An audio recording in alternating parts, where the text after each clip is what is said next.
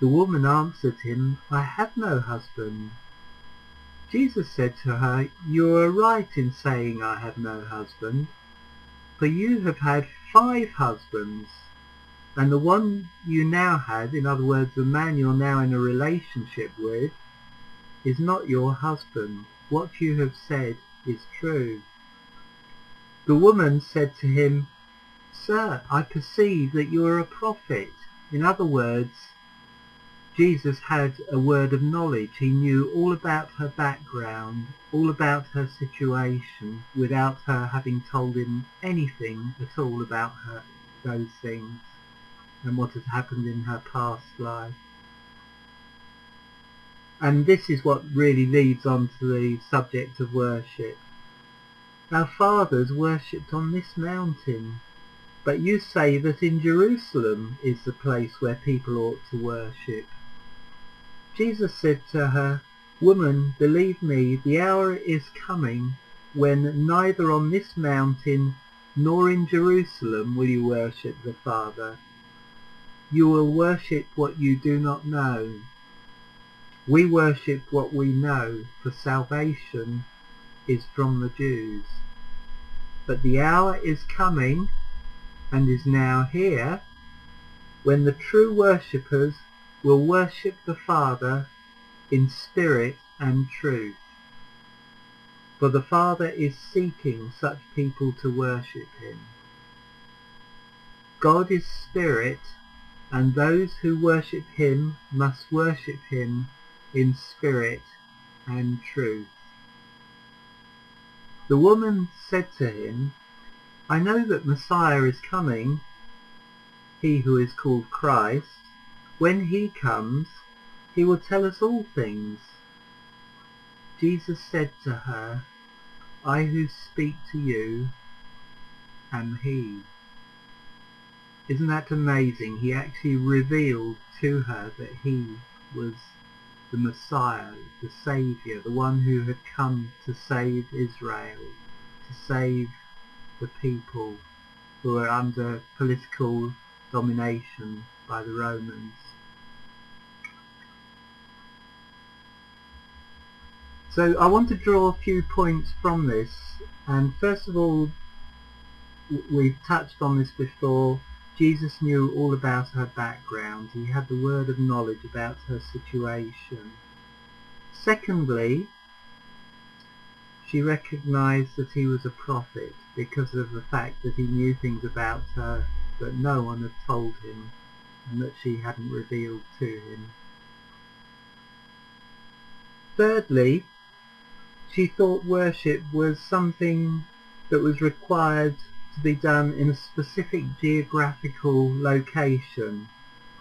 I was reading in my Bible reading earlier today that we can pray anywhere and everywhere, and the same is true with worship, because worship can be prayer. Part of prayer is incorporated in worship, and worship is included in prayer.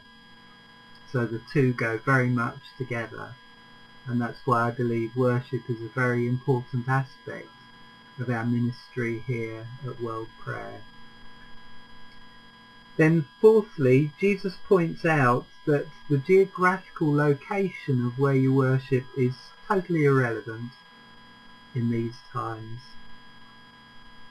and we can worship anywhere, as we can pray anywhere, and we can do both together anywhere.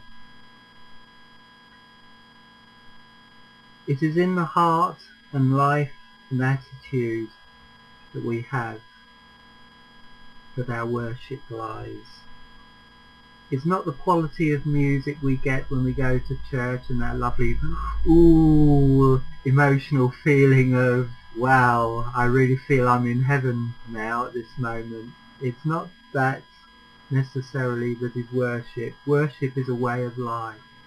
It's the way we live our lives. If our lives don't reflect what we do in church on a Sunday, then we're not really worshipping God. We're just going through the motions. That's what I feel anyway. So it's not the quality of music or the volume of the sound as I found in some places. In fact, because of my musical inclinations and needing to be able to hear music, if music is too loud, I walk out or put cotton wool in my ears so that I don't get my ears damaged, because I need them too much in my work. Point number 5, I've already touched on really. Our whole lives are an act of worship, giving God the glory, lifting him up, exalting him, and making his greatness known to other people in our daily lives.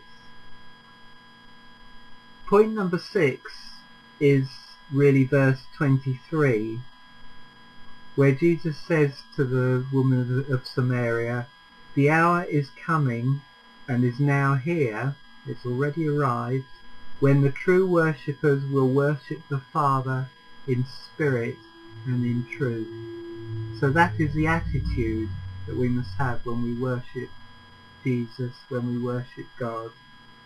We must worship him in spirit and in truth, because it says that God is spirit. God isn't flesh and blood. He became flesh and blood in the form of Jesus in the incarnation, in sending his Son to this earth in order to save us, as we know.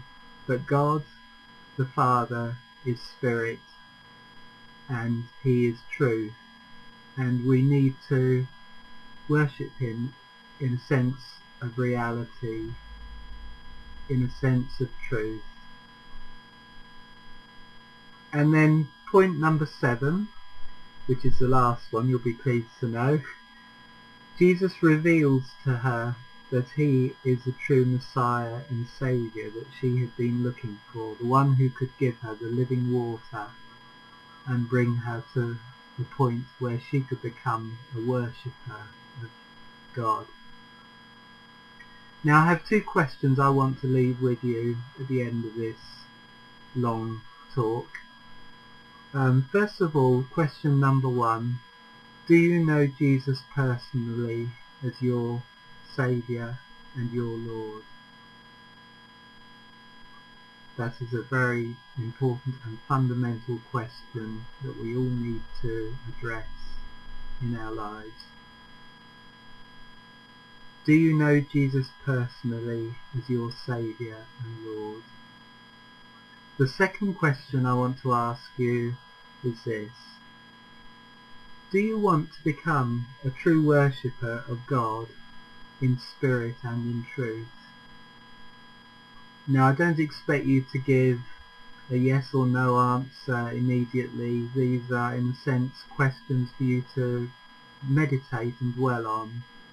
And if you want any further help, get in touch with us here at World Prayer, and you can do that by contacting worldprayer.org. Visit our website and you will get contact information, and we can give you further help if you want to come to know Jesus for the first time, and if you want to become a worshipper of him. God bless you. Goodbye from Eastbourne.